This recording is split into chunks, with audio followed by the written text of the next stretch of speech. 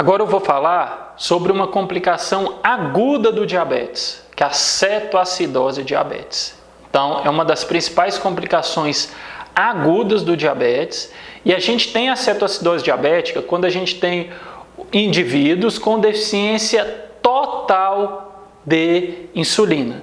Ou seja, ele não tem insulina, ele não consegue usar a glicose adequadamente. Ele começa a oxidar muita gordura. Essa oxidação excessiva de gordura aumenta a produção de corpos cetônicos e ele evolui com uma acidose metabólica. Então, a cetoacidose diabética é uma complicação aguda do diabetes. Aparece em pessoas com deficiência total de insulina, então ela é muito mais comum no paciente com diabetes tipo 1, mais comum em crianças, adolescentes.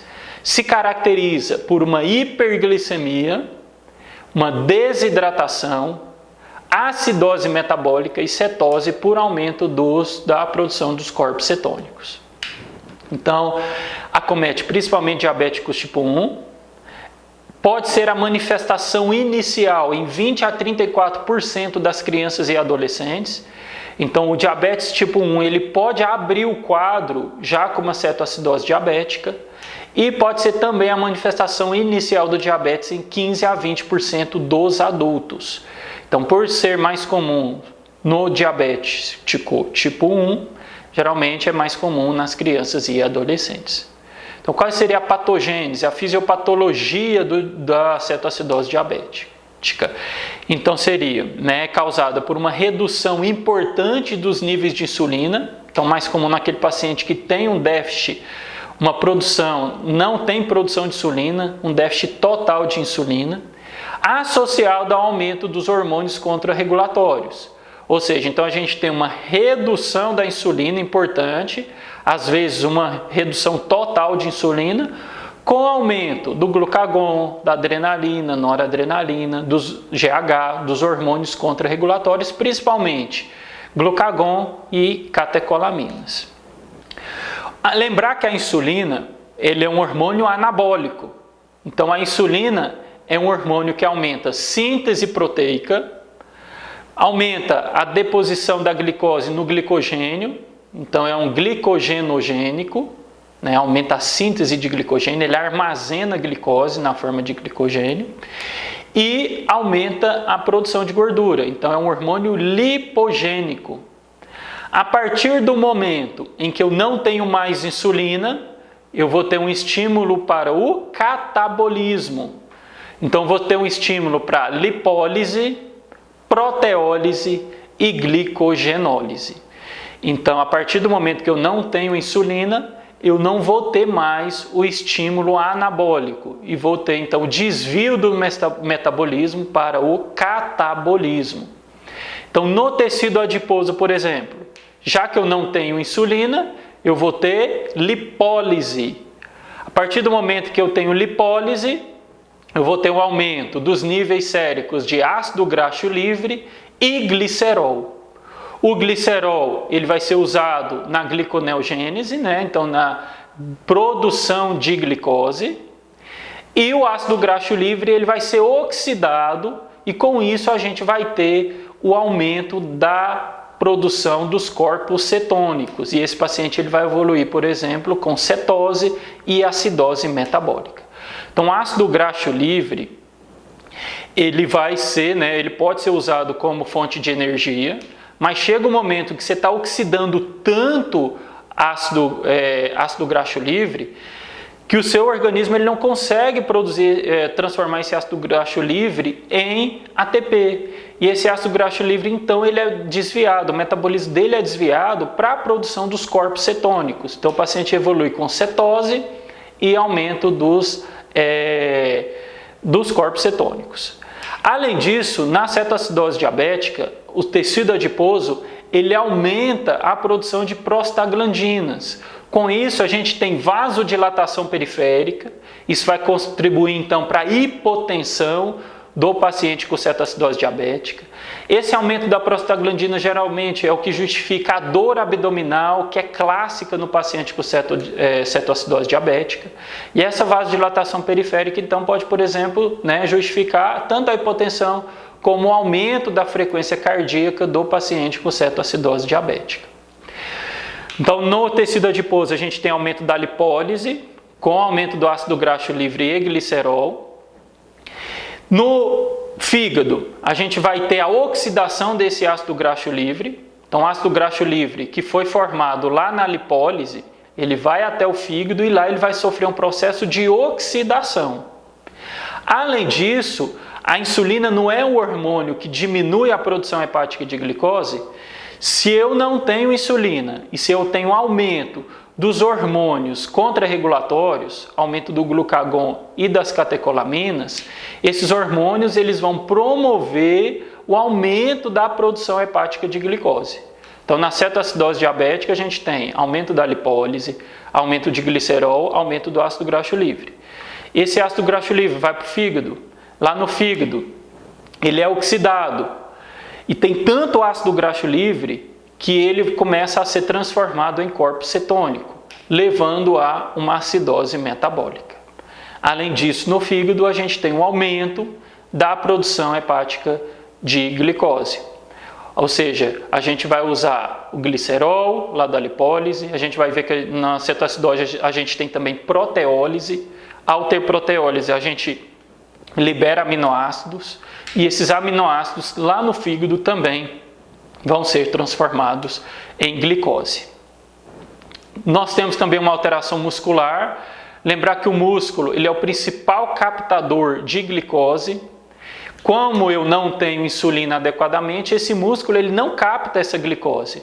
E a glicose então vai ficar circulando por não ser captada pelo músculo.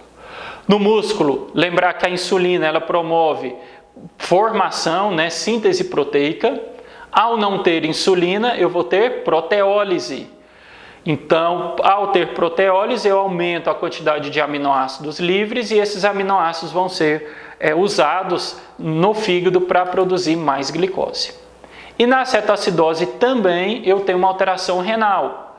A hiperglicemia, ela promove uma glicosúria, então o paciente ele vai urinar glicose e vou promover então a partir disso uma diurese osmótica. O paciente então vai perder mais água, evoluindo com desidratação e perda de eletrólitos, principalmente potássio, sódio, magnésio e fósforo. Então vou tentar resumir os mecanismos patogênicos envolvidos na cetoacidose diabética. Então na cetoacidose diabética a gente não tem insulina e tem muito glucagon e catecolaminas. Ao não ter insulina, lá no tecido adiposo eu tenho lipólise. Ao ter a lipólise, eu libero ácido graxo livre e glicerol.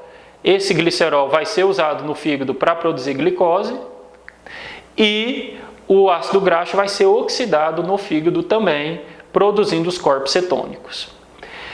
No fígado eu tenho então aumento da produção hepática de glicose, principalmente por falta de insulina e por estímulo do glucagon e das catecolaminas. No músculo eu vou ter proteólise. Ao quebrar a proteína eu libero aminoácido que vai para o fígado ser transformado em glicose. E vou ter também uma diminuição da captação muscular de glicose. Nos rins eu tenho a hiperglicemia, vai causar aumento da glicosúria. Com a glicosúria eu vou ter uma diurese osmótica com perda de água e eletrólitos. Então isso aí vai promover, por exemplo, uma desidratação do paciente e distúrbio hidroeletrolítico, Podemos ter alterações de sódio, potássio, magnésio e fósforo. Lembrar sempre do potássio. Na cetoacidose diabética, a gente tem que ter muito carinho pelo potássio. Além disso, na cetoacidose, a gente lá no tecido adiposo, a gente tem aumento da produção das prostaglandinas. As prostaglandinas vão promover uma vasodilatação periférica. Com isso eu vou ter hipotensão e aumento da frequência cardíaca e também justifica, por exemplo, a dor abdominal do paciente com cetoacidose diabética. A gente pode ter, em alguns casos, fatores desencadeantes que levaram ao aparecimento da cetoacidose diabética. E tem alguns casos em que a gente não tem fator desencadeante. Lembrar que a cetoacidose ela pode ser a manifestação inicial do diabetes tipo 1. Dentre os fatores desencadeantes, a infecção é a causa mais comum de fator desencadeante da cetoacidose diabética. Então seria mais ou menos o seguinte: o paciente ele tem diabetes tipo 1, ele vinha bem, de repente ele tem uma pneumonia, uma infecção urinária, e essa pneumonia é que vai descompensar o diabetes dele, levando ele a ter uma cetoacidose diabética. A segunda causa mais comum de cetoacidose diabética é a má adesão ao tratamento. Então a gente vai ter alguns pacientes que não tem fator desencadeante. Então pode ser aquele paciente que evoluiu com diabetes tipo 1, não sabia, começou a ter os sintomas, o corpo dele não produz mais insulina suficiente, ele evolui com cetoacidose. Nós temos alguns fatores desencadeantes, dentre eles o mais comum é a infecção e o segundo mais comum é a má adesão ao tratamento. Então é aquele paciente com diabetes tipo 1 que não usa insulina, ele vai evoluir com cetoacidose diabética. Outros fatores desencadeantes, medicamentos, então antihipertensivos, vários medicamentos podem causar descompensação e do diabetes evoluindo com cetoacidose, mas o mais comum, lembrar sempre do glicocorticoide. Então na prática a gente vê muito isso, o paciente tem diabetes, está bem compensado e fez uma injeção de corticoide. O diabetes dele vai lá para cima, Então, lembrar do medicamento, lembrar do glicocorticoide e outros fatores também podem causar essa cetoacidose. Então, como pancreatite aguda, então qualquer evento traumático, gestação, uso excessivo de álcool, infarto, AVC, traumas, disfunção tiroidiana, principalmente hipertiroidismo, são causas de descompensação do diabetes evoluindo com cetoacidose diabética. Então, para lembrar, infecção, má adesão ao tratamento, medicamento, principalmente corticoide, pancreatite aguda, gestação, alcoolismo, eventos cardiovasculares como infarto, eventos cerebrovasculares como um AVC, traumas e disfunção tiroidiana, principalmente hipertiroidismo. Então, esses eventos podem desencadear, podem descompensar o diabetes, levando o paciente a uma cetoacidose diabética. Quais são as manifestações clínicas típicas da cetoacidose diabética? Então, sintomas típicos da descompensação do diabetes: poliúria, polidipsia, polifagia, perda ponderal, anorexia. Então, um paciente com uma glicemia muito alta, o que ele vai ter? Poliúria, polidipsia, polifagia, anorexia, adinamia, perda ponderal. Um achado muito comum na cetoacidose é a dor abdominal, Então, paciente, poliúria, polidipsia, hálito cetônico, dor abdominal, pensar sempre na cetoacidose diabética. Ele pode ter também náusea, vômito, e se não for tratado, esse paciente pode evoluir com rebaixamento do nível de consciência e evoluir também para o coma. Então, sintomas: poliúria, polidipsia, polifagia, perda ponderal, anorexia, adinamia, dor abdominal, náusea, vômito, rebaixamento do nível de consciência e coma. Para não esquecer: poliúria, polidipsia, polifagia, perda ponderal, adinamia, anorexia, dor abdominal, que é um achado muito comum da cetoacidose, náusea, vômito, rebaixamento do nível de consciência e coma. Como é que a gente vai fazer o diagnóstico da cetoacidose diabética? A cetoacidose diabética ela se caracteriza por 3 características: hiperglicemia maior que 250, então você pode ter uma hiperglicemia de 500, 600, 800, caracteristicamente ela está maior que 250. Uma acidose metabólica com pH menor que 7,3 e uma cetonemia, ou seja, aumento dos níveis séricos de corpos cetônicos. Então, o que caracteriza a cetoacidose? Hiperglicemia maior que 250, pode ser 300, 400, 500, 600, 800. pH menor que 7,3, uma acidose metabólica e aumento dos corpos cetônicos no sangue. Para não esquecer, hiperglicemia maior que 250, acidose metabólica, pH menor que 7,3 e cetonemia, ou seja, aumento dos corpos cetônicos no sangue. Então a glicemia, ela geralmente se caracteriza por ter níveis entre 250 e 800. A cetonemia, a gente pode ter aumento, né, de vários corpos cetônicos. O principal dele é o beta-hidroxibutirato. A gente pode ter também aumento do acetato, da cetona, mas o principal, beta-hidroxibutirato, é o mais comum. Então, o paciente com cetoacidose diabética, geralmente ele tem aumento mais importante do corpo cetônico beta-hidroxibutirato. E nesses casos é muito interessante a gente fazer a dosagem do beta-hidroxibutirato. Hoje a gente tem fitas reagentes em que a gente pode avaliar a presença do beta-hidroxibutirato à beira do leito. Como se fosse aquela fita reagente da glicemia capilar, a gente tira um pouquinho de sangue capilar do paciente, coloca na fita e a fita vai nos dizer se ele tem a presença do beta-hidroxibutirato ou não. É muito importante a gente avaliar os eletrólitos na cetoacidose diabética, principalmente o potássio. O potássio total do paciente ele vai estar sempre reduzido. Quando a gente faz o exame laboratorial do paciente, a gente pode encontrar o paciente ele pode ter potássio normal, alto e às vezes até baixo.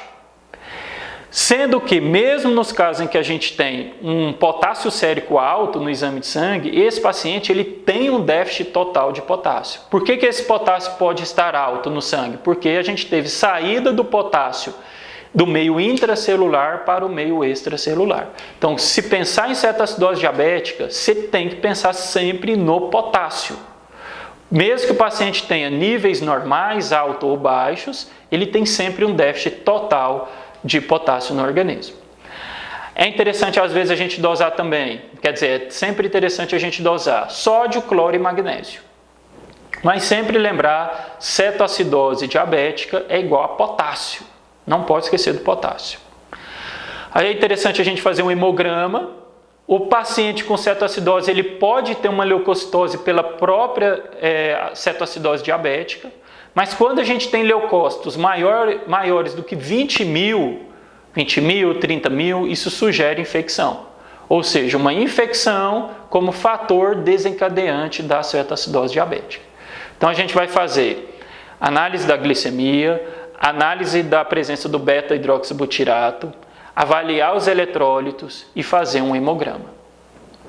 Um exame de urina é sempre interessante também fazer, porque a gente pode identificar a cetonúria, ou seja, a perda de corpos cetônicos pela urina, e podemos também ter achados sugestivos de infecção urinária, ou seja, uma infecção urinária como fator desencadeante da cetoacidose diabética. A gasometria mandatória, né? Nela a gente vai encontrar geralmente uma acidose metabólica com pH menor que 7,3 e um bicarbonato geralmente menor que 15. Um eletrocardiograma também sempre deve ser feito, principalmente para fazer nos pacientes mais idosos, quando a gente suspeita de um infarto. Então, um evento cardiovascular como fator desencadeante da cetoacidose diabética e também para avaliar complicações relacionadas ao potássio. Principalmente a hipocalemia pode causar alterações cardiovasculares que pode levar o paciente até um risco maior de uma arritmia, parada cardiorrespiratória. Então, o que a gente vai avaliar? Fazer a glicemia, fazer avaliação dos eletrólitos, principalmente potássio, solicitar um hemograma, solicitar uma gasometria arterial, solicitar um exame de urina. Então, são os principais exames que a gente vai fazer para avaliar o paciente, para fazer o diagnóstico de cetoacidose diabética. E lembrar também do eletrocardiograma. Como é que a gente vai tratar esse paciente? Então, a gente tem o paciente já com diabetes tipo 1, chegou no pronto-socorro com a glicemia muito alta, com pH menor que 7,3, bicarbonato menor que 15, poliúria, polidipsia, polifagia, dor abdominal, alteração do nível de consciência, hálito cetônico. A gente vai sempre pensar no paciente com cetoacidose diabética. Então a gente fez o diagnóstico, ele tem hiperglicemia, ele tem uma acidose, tem manifestação clínica típica, a gente vai tratar. Como que a gente vai tratar esse paciente? Primeira coisa, hidratação. Hidratação vigorosa. Esse paciente, ele geralmente está muito desidratado, né? Como eu falei lá no início, esse paciente ele geralmente tem uma diurese osmótica muito importante, isso leva a uma desidratação importante, então a gente tem que promover uma hidratação venosa vigorosa, uma reposição volêmica vigorosa, isso é muito importante no tratamento da cetoacidose diabética. A própria hidratação já é capaz de reduzir a glicemia, ela reduz os hormônios contrarregulatórios. Lembra que eu falei que na cetoacidose a gente tem diminuição da insulina e aumento dos hormônios contrarregulatórios. Então a hidratação ela já consegue diminuir um pouco esses hormônios, melhora a perfusão periférica, melhora a chegada, né, de volume na periferia. Então, primeiro passo, hidratação vigorosa. Como que a gente vai fazer? 1 a 1,5 litro de soro fisiológico na primeira hora, né? Então isso dá de 15 a 20 ml por quilo na primeira hora. Então, para não esquecer, 1 litro de soro fisiológico na primeira hora. Se esse paciente ele tiver em choque hipovolêmico, ou muito hipotenso, a gente vai manter 1 litro por hora até estabilização. Então, 1 litro por hora de soro fisiológico até estabilização clínica. Se ele tem já um choque cardiogênico, ele tem que ir para a UTI. Então, não é o nosso caso aqui, seria o paciente lá na emergência. 1 litro de soro fisiológico por hora até estabilização. Você vai dosar o sódio.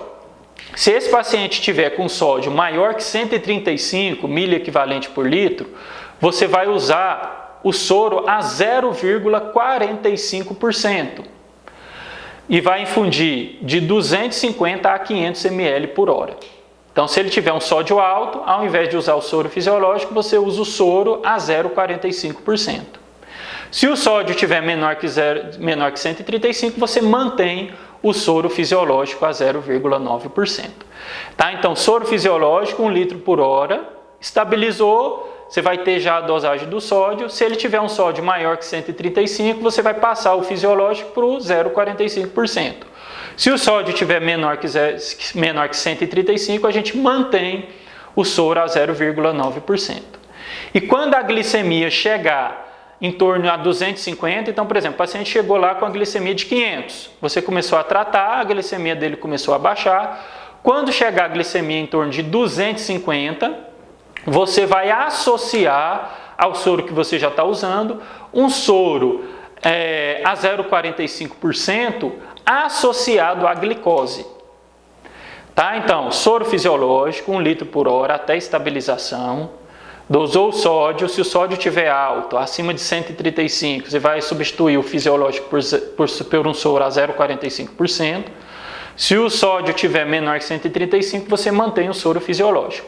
A glicemia começou a baixar, chegou em torno de 250, você associa ao soro que você já está usando um soro a 0,45% com glicose. Como é que você prepara esse soro? Esse soro, você pega 22 ml de NaCl a 22% e coloca dentro de 1 litro de soro glicosado a 5 ou 10%. Então pega 1 litro de soro glicosado 5 a 10% e coloca 22 ml de NaCl a 22%, e aí você vai fazer um soro glicofisiológico, que você vai associar ao, por exemplo, fisiológico, quando a glicemia chegar em torno de 250. Então, a primeira coisa, hidratação vigorosa, depois insulina. A insulina, isso é importante ressaltar. Você só vai começar quando o potássio estiver maior que 3,3 miliequivalente por litro. Então, se você tiver hipocalemia, que eu vou falar daqui a pouco, primeiro você repõe o potássio normalizou, você começa a insulina. Lembrar que a insulina, ela promove a entrada do potássio para dentro da célula. Então, se você já tiver um potássio muito baixo, você pode promover uma hipocalemia. Mais importante ainda, o paciente evoluir com uma arritmia e às vezes até morte. Então, só vai começar a insulina quando o potássio estiver maior que 3,3. Então, inicialmente, a gente faz um bolos de insulina, geralmente 0,1 unidade por quilo. Então, se o paciente tem 70 quilos, a gente vai usar 7 unidades em bolos intravenoso. Então, a primeira coisa, vê potássio. Potássio está bom. Então, vou fazer 0,1 unidade por quilo de insulina regular EV em bolos. Então, na cetoacidose, a gente vai usar inicialmente insulina regular. Então, insulina regular em bolos, inicialmente 0,1 unidade por quilo. A partir do momento que eu fiz esse bolos, eu vou colocar uma insulina em infusão contínua, em bomba de infusão contínua, na dose também de 0,1 unidade por quilo por hora, em bomba de infusão contínua. Então, para não esquecer, 0,5 unidades por quilo, inicialmente em bolos e depois em bomba de infusão contínua. Então, 0,1 unidade por quilo por hora. Então, se ele tem 70 quilos, 7 unidades por hora em bomba de infusão contínua. A gente espera que com esse tratamento a gente consiga uma redução de 50 a 70 miligramas por decilitro na glicemia por hora. Então vamos pensar, o paciente chegou lá com a glicemia de 400, eu comecei a tratar, na primeira hora eu espero que essa glicemia caia para 350, na segunda hora 300, ou seja, que ela diminua pelo menos 50 miligramas por decilitro por hora. Se isso não acontecer, a gente dobra a velocidade de infusão na bomba de infusão contínua. Então eu estou usando 0,1 unidade por quilo. Meu paciente estava com glicemia de 400. Na segunda hora, a glicemia dele está 380, ou seja, ela não caiu 50 a 70 miligramas por decilitro. Então eu dobro a velocidade de infusão até atingir essa meta de redução de 50 a 70 miligramas por decilitro por hora. E quando é que eu vou suspender a insulina? Então, quando eu tiver resolução da acidose metabólica, então eu tenho lá um paciente, o pH dele já está maior que 7,3, o bicarbonato maior que 15, uma glicemia menor que 200, o que eu vou fazer? Eu já posso pensar em tirar a bomba de infusão contínua. Então, eu vou aplicar 10 unidades de insulina regular, então só para ficar mais claro. Eu tive resolução do quadro. Meu paciente já está com pH maior que 7,3, bicarbonato maior que 15 e uma glicemia em torno de 200. Então eu vou começar a pensar em desligar a bomba.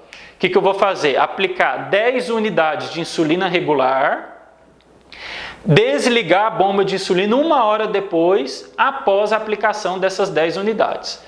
Então eu dei 10 unidades às 8 horas da manhã. Às 9 horas eu desligo a bomba. Por 24 horas eu vou ficar aplicando insulina regular de acordo com a glicemia capilar. Então eu vou monitorar durante o dia todo a glicemia capilar e aplicando insulina regular.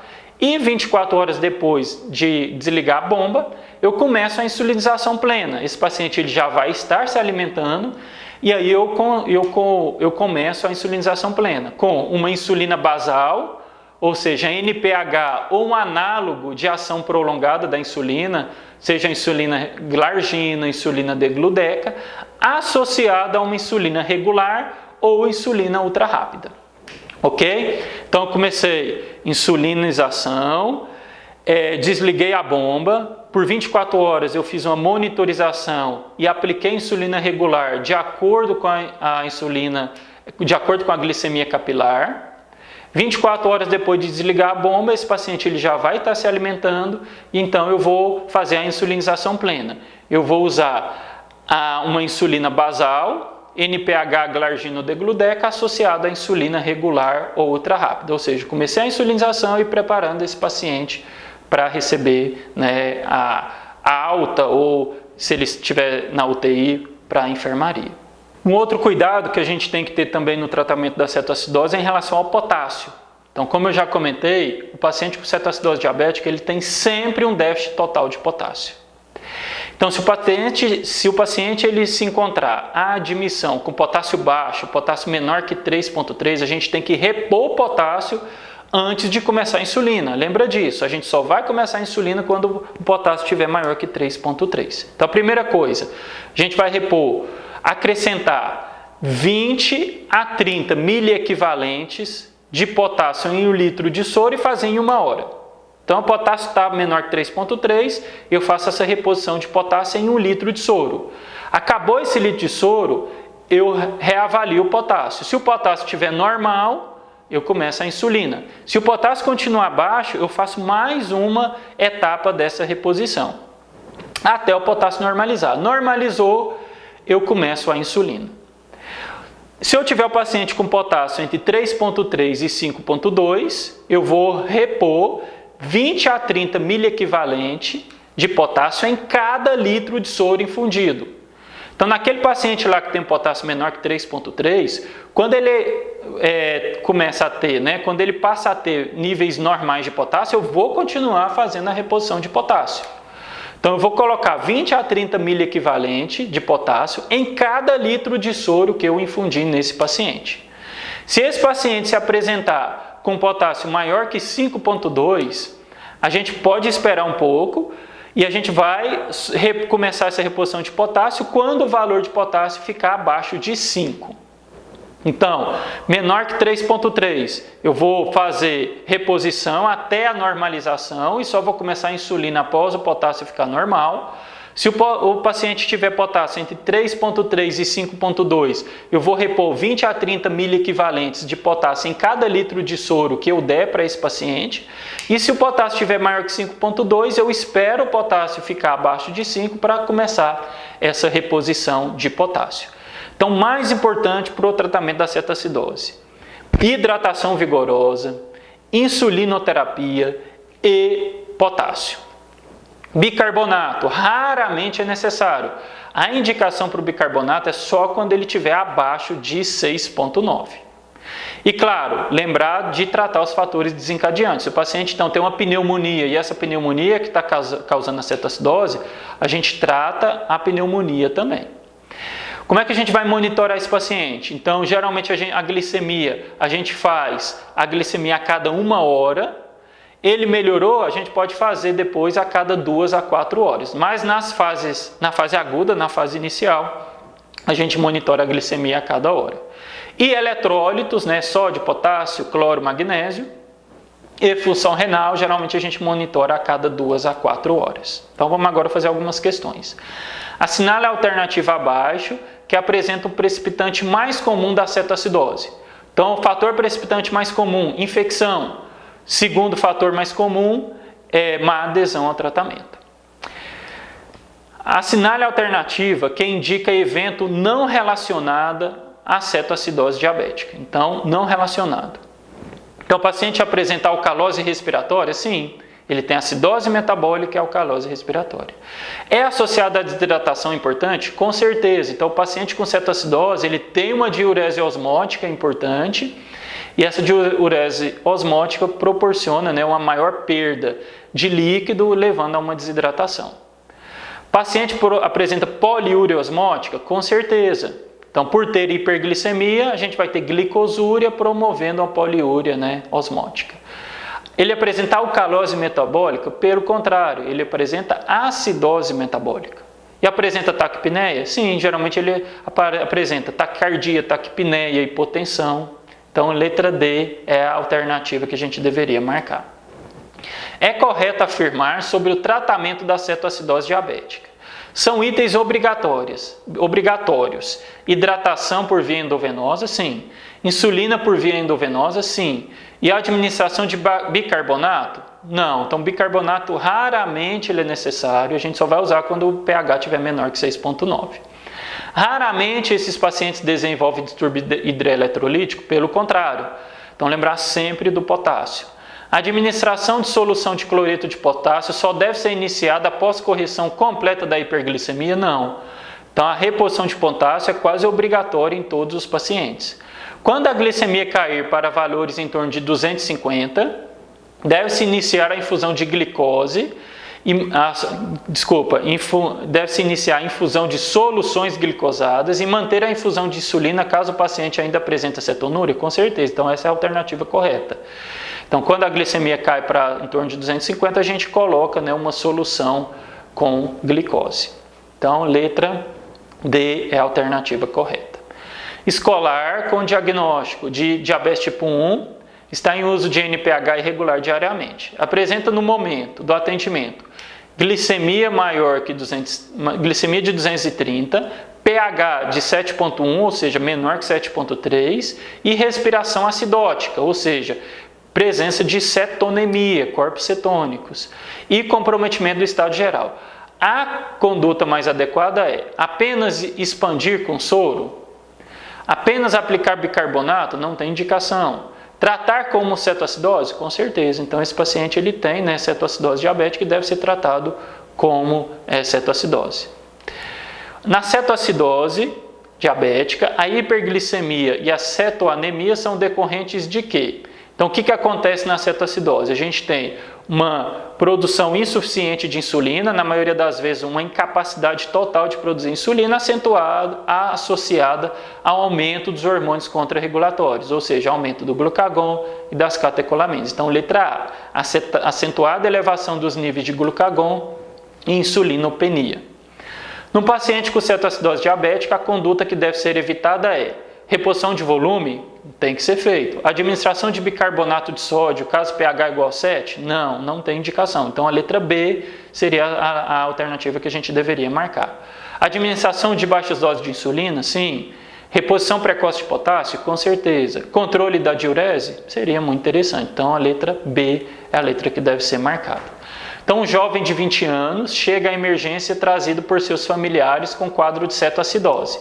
Então, glicemia maior que 500, glicemia maior que 250, né, no caso aqui 500, pH menor que 7,3, no caso aqui 7,1 e potássio 4,5. Qual é a melhor conduta na primeira hora de tratamento? Então, lembrar, soro fisiológico 1000 ml por hora, insulina regular 0,1 ou 0,15 unidades por quilo, depois em bolos, isso, né? E depois a gente vai fazer 0,1 unidade por quilo em bomba de infusão contínua por hora. E glicemia capilar de 1 em 1 hora. Então a letra E é a alternativa correta. Ele coloca aqui, soro fisiológico 1000 ml por hora, insulina regular em bolo 0,15 unidades por quilo, EV, seguida de bomba de infusão EV 0,1 unidade por quilo por hora e glicemia capilar de 1 em 1 hora. Então, letra E, a alternativa E é a correta. No paciente com quadro de cetoacidose, é correto afirmar: o importante é a rápida redução da glicemia para níveis normais e a normalização do pH com a administração de bicarbonato. Então, bicarbonato raramente é necessário e a gente quer a redução da glicemia de 50 a 70 miligramas por decilitro por hora. Então, essa é a nossa meta. A gente quer que a glicemia caia em torno de 50 a 70 por hora. A reposição de potássio só pode ser iniciada depois de compensar a acidose e a cetonemia? Não. A reposição de potássio, na maioria das vezes, já é indicada no início do tratamento. Lembrar, tiver menor que 3,3, a gente vai repor potássio até a normalização para poder começar a insulina. Se o potássio estiver normal, a gente já começa o potássio desde o início do tratamento. Não restaurar a volemia muito rapidamente, ou seja, pelo contrário, a gente tem que fazer uma reposição volêmica rápida, geralmente 1000 ml na primeira hora. O tripé terapêutico deve ser hidratação com soro fisiológico a 0,9%, insulinoterapia e controle dos eletrólitos, principalmente potássio? Ok, muito correta. Então seria isso sobre cetoacidose, espero que vocês tenham aproveitado. Até mais!